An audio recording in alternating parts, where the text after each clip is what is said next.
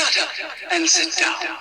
Good evening, everyone. Welcome back. What's in the vicious rants? And of course, I am your host, the YouTuber star of an never duplicated superstar, Mr. Man Event himself, Tim Vicious. And the Royal Rumble was in St. Petersburgh, Florida. But well, before we do, first things first, got to talk about the elephants, plural, in the room.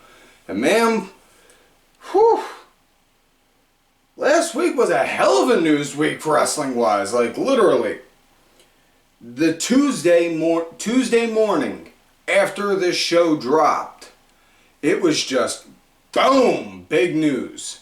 And then the following day, boom, big news again. And it was just whoa. So Tuesday morning they officially announced. It was officially announced that beginning of January 2025, so January of next year, Monday Night Raw is going to be streaming live exclusively on Netflix, which, holy shit nuts. That's big news. Now, the big question on my mind, because I like to pay attention to the business aspect. I don't claim to know this stuff on the business end. I find it interesting and I want to see it and I want to learn it. But the part that I find interesting is the USA contract for Raw ends in October of this year, 2024. So you got roughly a 3 to 4 month gap between, unless WWE makes some kind of a deal for an extension. The big question on everyone's lips is going to be, what's going to happen to Raw between now and then? Because, wow. Now to talk about the positives on this aspect about Raw going to Netflix, I gotta say, first and foremost, it's a huge step forward in Netflix's aspect, getting live television programming. Because, yeah, they did some sports stuff before, but now this is a big step for them because they're not normally going out getting this kind of content. And at the same time, I'm thinking, well, you know, let's say it like it is. WWE, whether you love or hate or just want to be whether you like WWE or just want to spend all day throwing shit at it, you know, 9 out of 10 times they're working their asses off to be at least 2 to 3 steps ahead of everyone else. I mean, they were making a WWE network, like a streaming system exclusively for WWE content when people were still fighting to have stuff on cable television. And lo and behold, within a year or two of the WWE network, everyone was fighting to get their own streaming system or to get on one. And it's kind of interesting to see because I've said it before and I'll say it again. This is probably the most exciting time in my lifetime to be a wrestling fan, because you got literally hundreds if not thousands of wrestling promotions you can watch at any point in time, and with all the different streaming systems, platforms, channels, all that, there is never a time when you could go without watching it if you are that much of a junkie and need to get some wrestling a wrestling fix and just shot into your system. This is the beginning of that era. This is beautiful. Also, they announced with that Dwayne Johnson, The Rock. Yeah, I don't know if you ever heard of him, you know. Former WWE champion, tag champion, intercontinental champion. Oh, by the way, one of the most fucking successful people in Hollywood. He's also part of the board of directors for TKO, so kudos to him. Kudos to The Rock on that. And I'm officially throwing out my bingo card for the rest of 2024 because, you know, I didn't expect Raw to go anywhere. I didn't expect Raw to leave Universal or USA given the relationship they've had. I did not even fathom the idea of Rock being on the board of directors. And this biggest part I never even fathomed again. The Vince McMahon had sexual allegations against Vince McMahon came back around, and it's getting ugly real fast. And well, due to pressure from sponsors and execs, Vince has officially resigned, not just from WWE's board but from TKO board as well. So that means Vince McMahon is officially fully, unless Ariel hires him himself, chooses to hire him, Vince is out. And I mean out, OWT out. So this is the beginning of a whole new era in WWE where there is no one with a McMahon blood working or running the company. And I'm not going to go into details about the Vince McMahon stuff. All I'm going to say, what I will say though, I will say this about that. I hope that the woman making these claims gets the justice that she so rightfully is seeking. I also, in my mind, also from my perspective, I think in Vince's mind, he's doing what is best for the company itself by saying, you know what, all this is going on. As much as I want to stay here, I can't. I'm nuclear. I'm radioactive. If I stay, it's going to hurt you guys.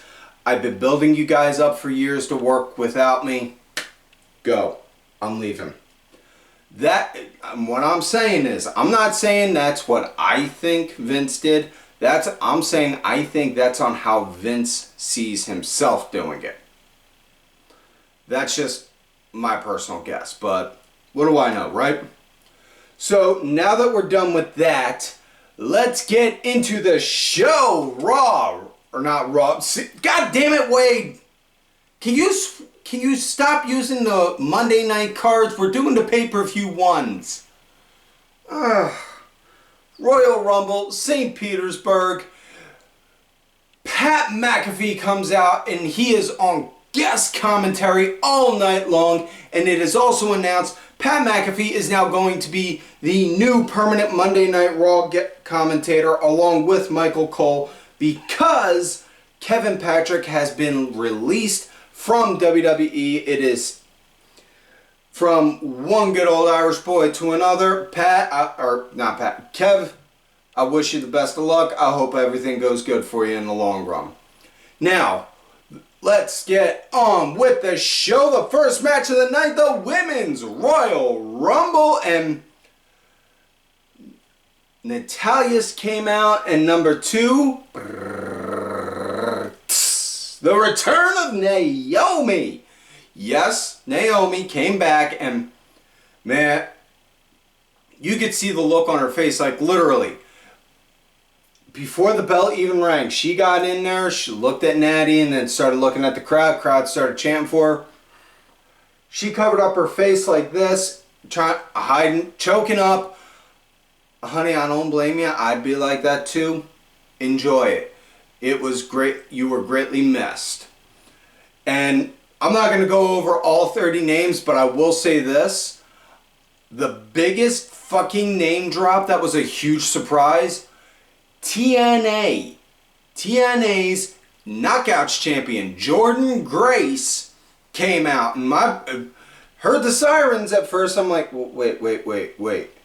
Are we getting a surprise debut? And oh my! And it was like the Joseph Joestar gift. Oh my God! Just holy shit nuts. So, and just wow. Jordan Grace came out. She had a hell of a showing. I was all for it. And you know, make sure I say this the right way. Honestly, you hear the talk about the quote-unquote forbidden door all the time. Honestly, goodness though, I really would not mind seeing a WWE TNA Forbidden Door show. You know, just think about it. Think about it for a minute. Jordan Grace versus Rhea Ripley. Speedball Mike Bailey versus Ricochet.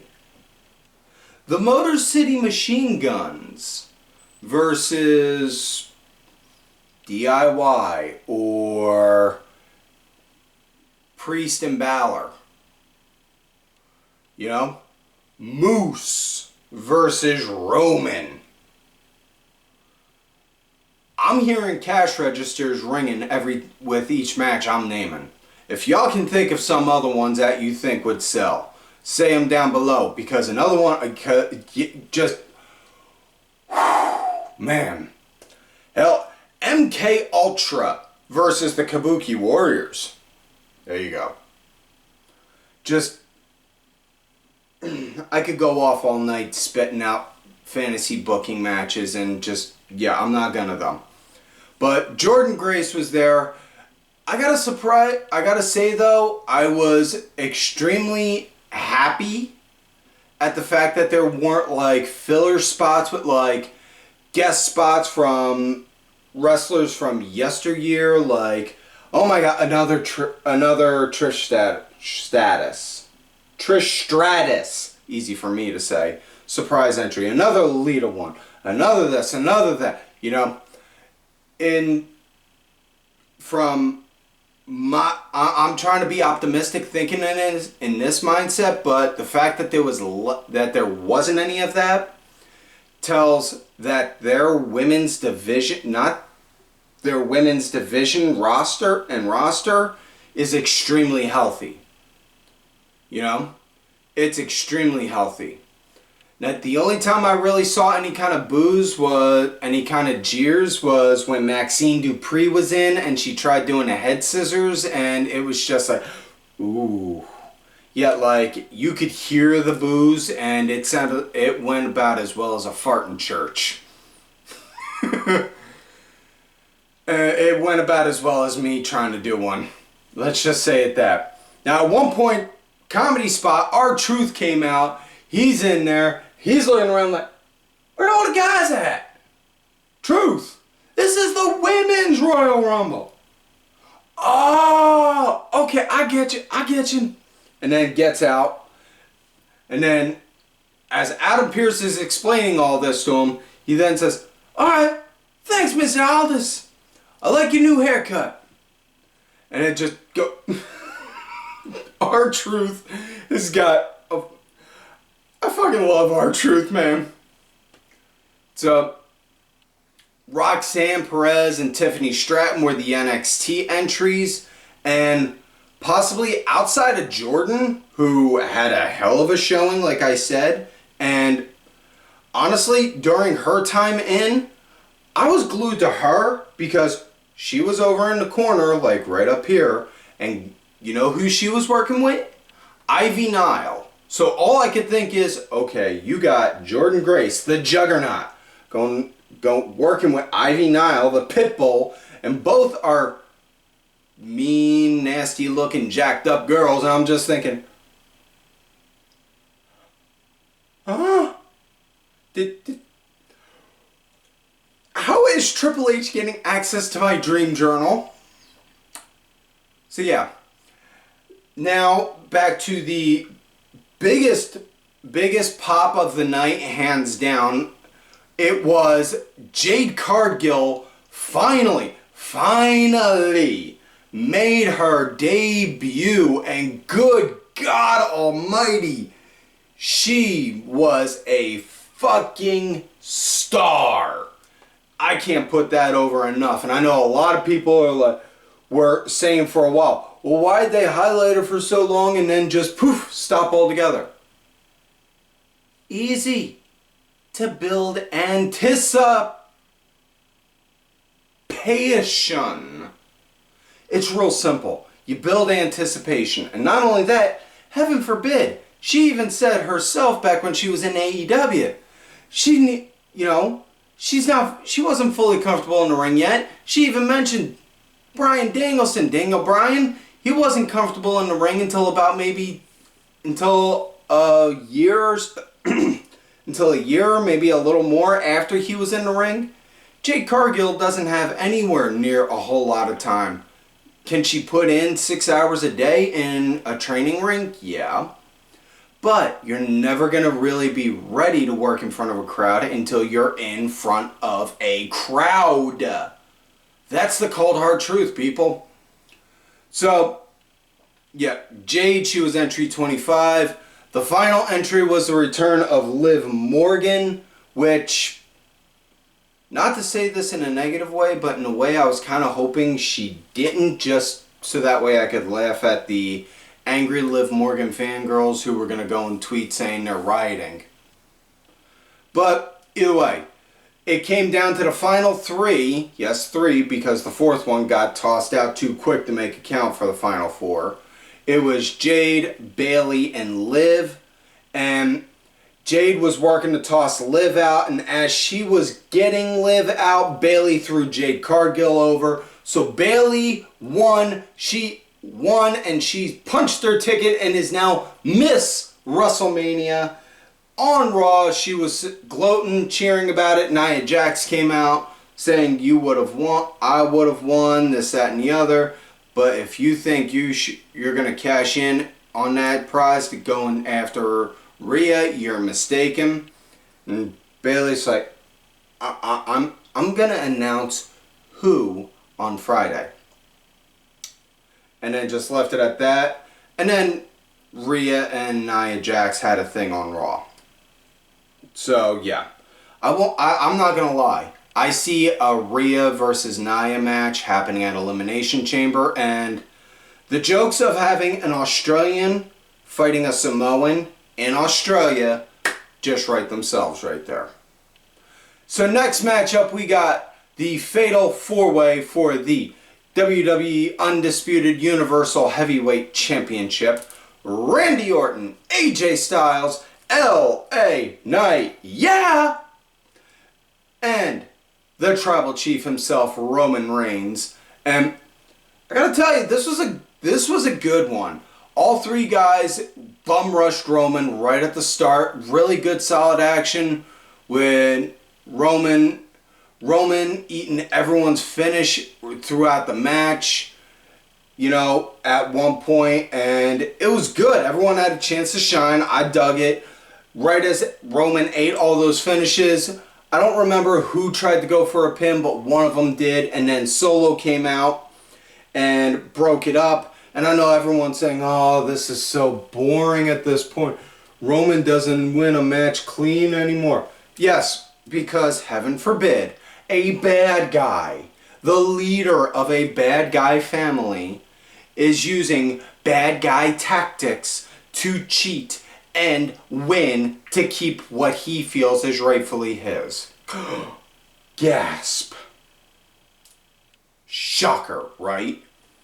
So yeah, either way, Solo came in, ran interference for a bit. Roman wound up getting the win. He throws Knight up against the ropes, takes him out, and as Knight bounces off,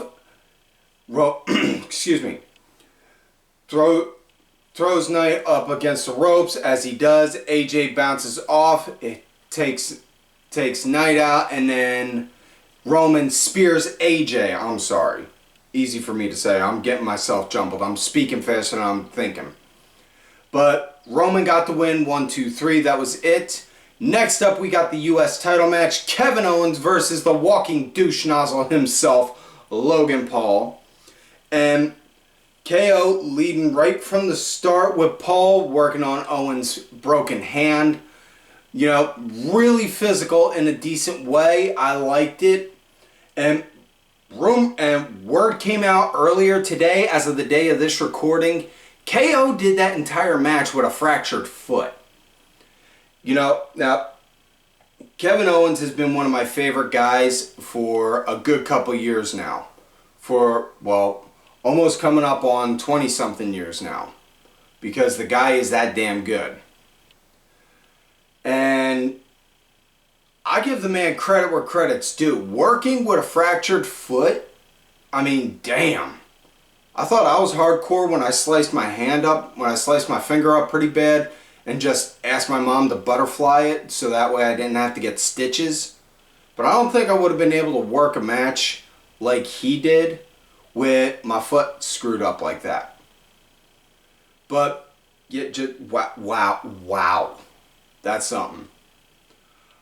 But, decent match. It came to an end via a DQ, unfortunately, when one of Logan's lackeys, Larry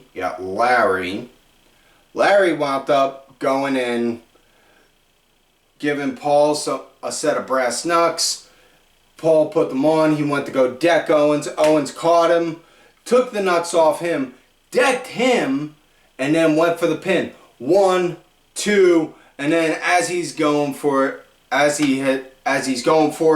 ref's coming down for the 3. He sees KO's hand with the knucks still on. And he's like, "What the? Whoa, what's that? What's this right here?" And then goes explaining like, "Oh no, you can't use that. We're calling for a DQ. Foreign object was used." So Paul won via disqualification technically. So yeah. It is what it is. Personally though, what I would like to see from here is Logan Paul starting up a feud leading into WrestleMania against the megastar LA Knight. Yeah, dummy, yeah, let me talk to you. Because here's why. If you don't you think a promo battle between Logan Paul and LA Knight would suck? Nah! Because here's the thing. LA Knight, he can talk that talk, he can walk that walk, and he can work that style to make him look like $1 million. And then, after he's done making him look like $1 million, he can walk on out of WrestleMania with that US strap over his shoulder and proclaim he has fulfilled what he said he was going to do and be the megastar, win championship gold, and have his name on everyone's lips. And that name is LA Knight. Yeah, and that's not an insult. That is just a fact of life. And I tell you, the promo battles between them two would be great. So now we come to the main event show of the night, the Men's Royal Rumble. It starts off with Jay and Jimmy Uso as number 1 and 2 respectively, and holy shit! This was good, man. This was damn good. So this opening build up right here, man, this just told me right, man. I see it now. I see Jimmy versus Jay at WrestleMania. Brother versus brother. Blood versus blood. And yeet versus no yeet. And just like, woo. Man, this is that's money. That's money right there. Straight up. You know? And man, I can't get over that. You know? Probably another big surprise return. Well, I want to say surprise, but not surprise at the same time. Andrade wound up making his surprise return. He came back looking like he's on that Randy Orton, AJ Styles diet, looking all big and swole. came in, kicked ass, cleaned house, and man, wow. Carmelo Hayes came in as a surprise. There was a big fight between Bobby Lashley's boys as well as Karrion Kross and his boys after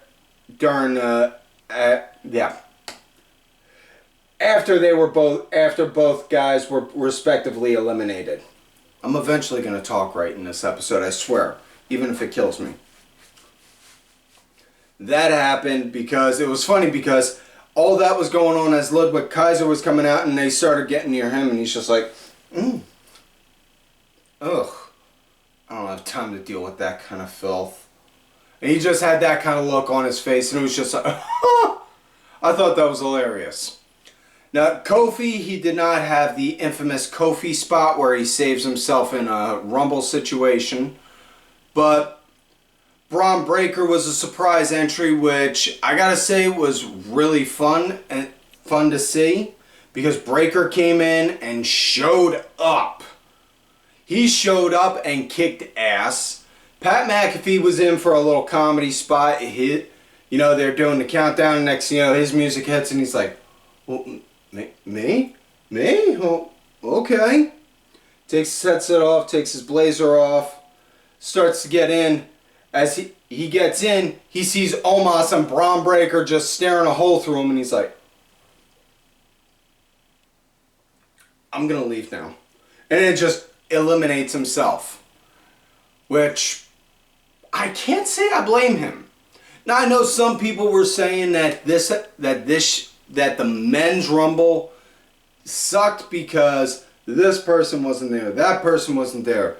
This person wasn't in, that person wasn't in, all this, that, and the other. Personally, here's my take. I think y'all need to limit your expectations. Don't read too much into the wrestling news hype. Don't go speculating saying, man, I hope insert name of guy is in tonight. I mean, personally, the only entry I was hoping to see was Moose, and that was only because, and that only came to be because of seeing Jordan Grace in there. Because my first thought was, when the men started was, okay, hold up, hear me out. We saw Jordan Grace in the Women's Rumble. What if we had Moose in the Men's Royal Rumble? Have him, he doesn't have to get eliminations, but just have him put on a stellar performance and then get eliminated, and then that's it. Nothing big, nothing fancy, but yeah. CM Punk came in at number 27, which is the ever infamous lucky number, I believe it is. I think the most wins statistically came from that number.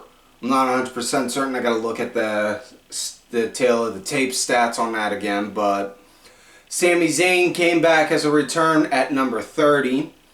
Cody obviously was in there at one point. I don't remember the number he came in. I think he was 14. But the final four came down to CM Punk, Gunther, Drew McIntyre, and Cody. Punk wound up eliminating Drew. Cody wound up eliminating Gunther. It came down to Cody and Punk. These two guys put on a hell of a back and forth with each other for a minute, and it was like, holy shit, holy shit, holy shit. Oh, okay. Holy shit, holy shit, holy shit. Oh, whoa. It came to an end when CM Punk wound up going for the GTS. Cody got out of it. Cody, he had him up in the fireman's carry just as it looked like he was about to toss him over. Cody got out of it, grabbed him, threw him over, won, pointed at the sign, and it's official. Cody is now a back-to-back Royal Rumble winner and is going to WrestleMania. And speaking of CM Punk, it was announced earlier in the day he may have been injured during the Royal Rumble match. He addressed that on Monday Night Raw, showing he tore his right tricep, which honestly, it does suck because it just it seems like the CM Punk return is almost kind of snake bit. Because, and let's look at it just, and I'm not trying to throw shit at this point. I'm just calling what I seen. He returned to AEW. He hurt his foot. Then he wound up getting into the brawl. Then he had the brawl out. Then he came back, and then there was the backstage brawl in Wembley, and then he got fired, and then this. It's just, man, it just feels like it's constant start stop with him, and it's just woof. But he came out. McIntyre called him out and said, "You know, I'm not gonna lie. I prayed for this. I wanted you to get hurt, so that way you were gone. But don't worry, I'm going to take your spot, and that championship's going to be, and the world championship's going to be mine." Punk then, and I'm paraphrasing all this, Punk then wound up saying, "You know what? I may not be here for this WrestleMania. When I come back, your name is at the top of my list of what I'm taking care of." After that, then, McIntyre proceeded to beat the crap out of him, stomped his messed up arm a couple times, and then, yeah. Cody then came out on Raw later on that night to address who he was going to challenge, and just as he was about to say, Seth came out and addressed, like, whoa. Just hear me out for a minute. Now, I understand you would want to call out Roman, but just hear me. I think you should go for me.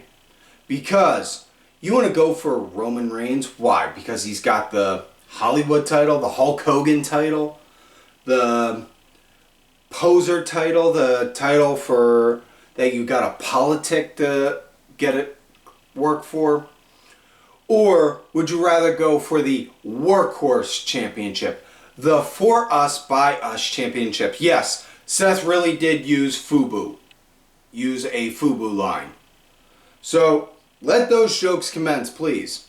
But he did all that, and then Cody, looking very sincere, hearing Seth, "I'm not going to give you an answer now, but all I'm going to say is, I'll think about it." Excuse me. So while common sense would dictate Cody is going to just draw this out to eventually challenge Roman, I'm just throwing out a hypothetical, and I didn't fully streamline it or think it through, but what if Cody challenges Seth and Roman, and then carries both until, we'll say, the France pay-per-view, the one after Mania, drops one of them, and then keeps the other? There you go. I'm just saying. Just putting that out there. You know? So, yeah. Either way, I fully enjoyed the show. I thought Royal Rumble was great. And that, speaking of shows, that is it for this week's show. So please, don't forget to like the video, subscribe to the channel, go back up to the other episodes when you can. Look for me on the Twitter at Team Vicious. Also on that Threads and Blue Sky gimmick as Tim Vicious as well. I swear I'm going to try and put more posts on there and content on there as well. Thank you to contributor of the show, LFC Lingerie Fighting Championship, a little bit of wrestling, a little bit of MMA, a whole lot of attractive women wearing a little bit of nothing. Also, LFC is on Tubi, so it costs $0 to support them, but if you want to throw out a couple bucks, go to whatamaneuver.net, get some Vicious Rants apparel. T-shirts, tanks, long sleeves, hoodies, toddlers, and onesies. Perfect gift for somebody you love, somebody you hate, or a gift or a shirt to buy to give to Goodwill so you can keep for yours. Also, folks, don't forget to check out these cool ass guys right on the Twitter, DSB_IV, main event _net, the main Twitter account for the Main Event Wrestling Network. Sergeant Curry Pants, 3 Count Thursday, as well as D Dryer 1986.